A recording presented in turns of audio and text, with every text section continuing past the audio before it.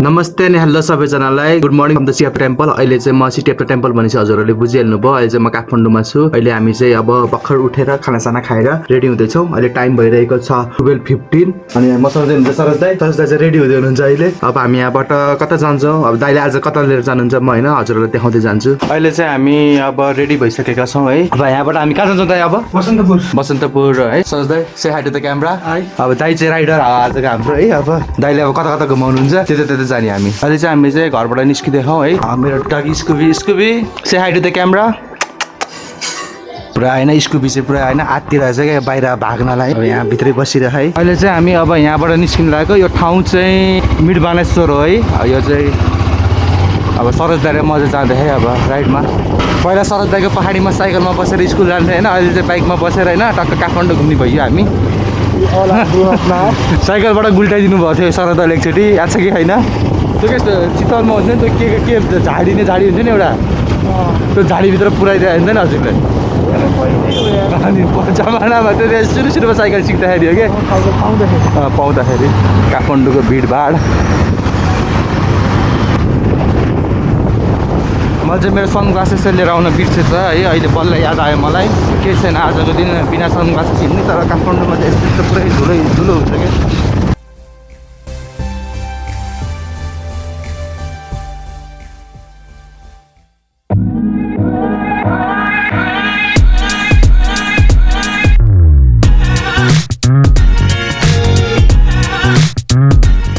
मैले अघि नै भन्थेँ नि हजुरलाई सिटी अफ द टेम्पलमा छु भनेर। म अब हेर्नु टेम्पल होइन जता पनि टेम्पल।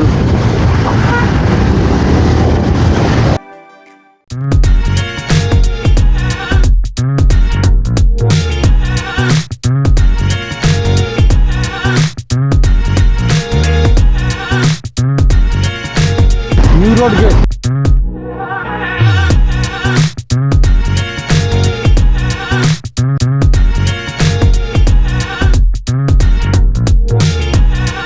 चाहिँ हामी बसन्तपुर एरियामा आइसकेका छौँ है। बसन्तपुर एरियामा र हजुरले देख्न सक्नुहुन्छ है सिटी अफ द टेम्पल हो काठमाडौँ भनेको। त्यो हनुमान ढोका यो ए यहाँ हो अस्ति जात्रा हुँदाखेरि होइन। हजुर ए यहाँ माथि बसेर हेर्ने बालेनहरू चाहिँ यहाँ चाहिँ पुरै क्राउड हुने है दाइले भनेअनुसारले। यहाँ चाहिँ बालेनहरू नेताहरू ठुल्ठुलो नेताहरू आएर बस्ने चाहिँ जात्राहरूमा चाहिँ त्यहाँ रहेछ है। यो जात्राको बेलामा रथ बनाउँदाखेरि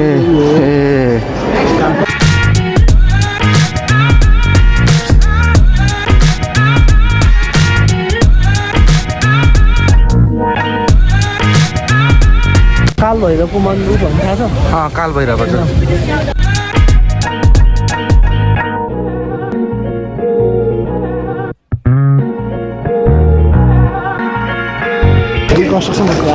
रिकन्स्ट्रक्सन भूकम्प पछि हो अहिले त नि त भूकम्प अहिले बल्ल रिकन्स्ट्रक्सन हुँदै गइरहेको रहेछ भने हजुर ढिलै भयो है। ट्रेडिसनल वेमै गर्नु पर्यो है। अशोका पिल्लर हो यो अशोका पिल्लर भएको लुम्बिनी हो। यो चाहिँ एउटा कुन राजाको हो? यो चाहिँ मल्ल राजा मल्लकालीन है। काल भैरवको मन्दिर है। पहिला होइन डाँडाको पालातिर अथवा त्यो हजुर त्यसले केही जस्टिस दिनु पऱ्यो अथवा कसैले सुनाइ गर्नु पऱ्यो भने चाहिँ यहाँ अगाडि राखेर चाहिँ पुरै हुन्छ कि हजुर होइन। एकदम के भन्छ हिस्टोरिकल्ली एकदमै इम्पोर्टेन्ट ठाउँ होइन। यस्तो ठाउँमा त फोटो नि खिच्नुपर्छ त है एउटा।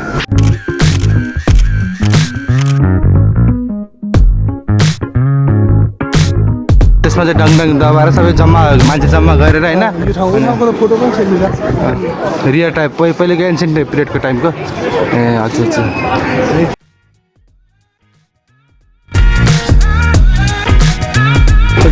कुनै अकेजनमा मात्रै खुल्ने हो? दसैँ फुलपातीहरू यस्तो जात्राहरू। ए हजुर यसलाई चाहिँ सोरिङ भन्छ होइन। इन्जिनियरिङ भन्ने टर्ममा भन्नुपर्दा यसलाई चाहिँ सोरिङ भन्छ होइन। सोरिङ यो चाहिँ स्क्याफोल्डिङ है। स्क्याफोल्डिङ अनि यसबाट चाहिँ यसले सपोर्ट दिएको यो चाहिँ सोरिङले चाहिँ टेम्पोररी सपोर्ट दिन्छ। स्क्याफोल्डिङले चाहिँ कन्स्ट्रक्सनको लागि चाहिँ माथि हजुर है। अन्डर कन्स्ट्रक्सन छ अहिले है। दाइकोबाट चाहिँ धेरै कुराहरू सिक्न पाइयो है। यो नेपालको इन्सेन्ट होइन हिस्ट्री टीको बारेमा नि धेरै कुरा थाहा पाइयो मलाई सबै थाहा छैन म जति थाहा छ जति सुनेको थिएँ मैले हजुर हजुर हजुर जति सुनेको थिएँ त्यति भयो जे होस् बसन्तपुर चाहिँ होइन one of the nice place है हजुर एकदम रमाइलो लाग्यो यो ठाउँ चाहिँ आएर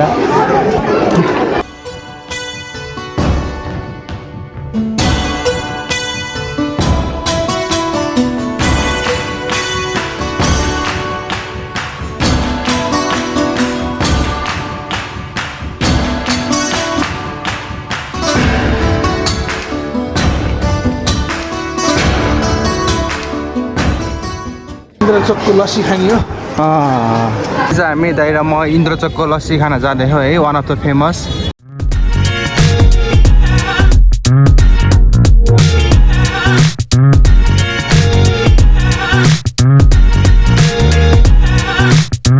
हामी चाहिँ लस्सी खाने भनेको तर त्यो इन्द्रचोकको लस्सीवाला चाहिँ सरेको रहेछ र अहिले चाहिँ हामी सिधै अब आफ्नै तराईतिरको जनकपुरको लस्सी खान गइरहेछौँ अब केस